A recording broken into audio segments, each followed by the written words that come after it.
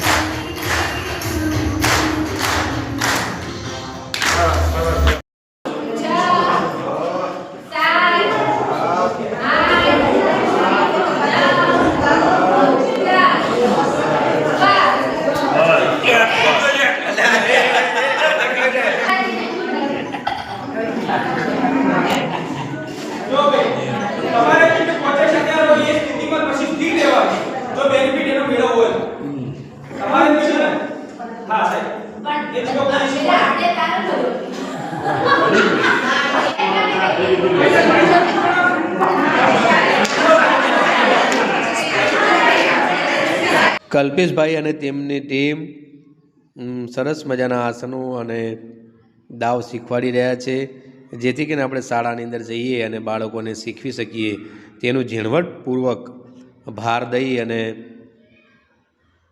આપણને શીખવાડી રહ્યા છે. જો જેને ના થતું હોય આર્યું આસન તો એના માટે તમે આ રીતે પહેલાંના જમાનામાં આપણા માતાશ્રી અને આપણા વડવાઓ આપણે આ રીતે જ પથ્થરની ઘંટી દ્વારા બાજરી, ઘઉં કે એનું દરણું બનાવી અને લોટ બનાવી અને આપણે એનું ભોજન લેતા હતા.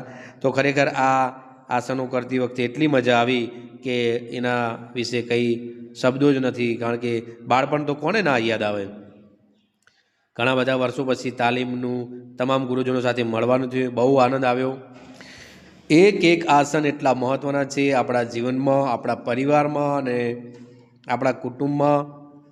એટલા જ જરૂરી છે આપણા વિદ્યાર્થીઓને, આપણા બાળકો, શાળાના બાળકોને આ આસનનું માર્ગદર્શન અને એ પણ કરી શકે, કારણ કે આવનાર પેઢી આપણે જેટલું આપશું એટલું ઓછું છે.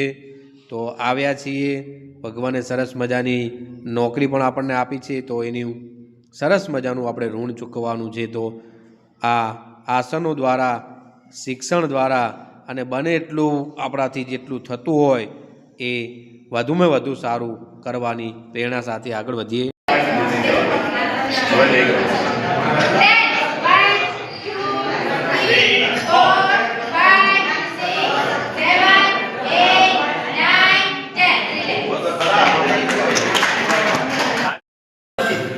એટલે ભુજંગાસન કરશો હશે 1000%.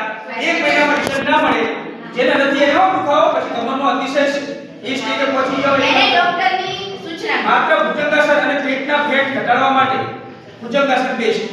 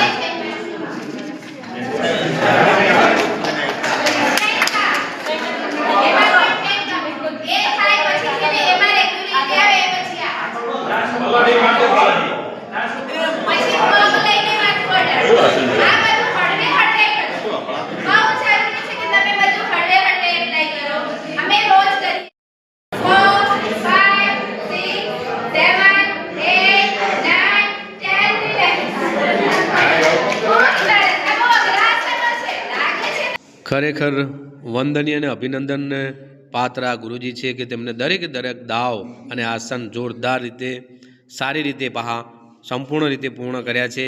તો ખરેખર ખૂબ ખૂબ અભિનંદન ગુરુજી તમને.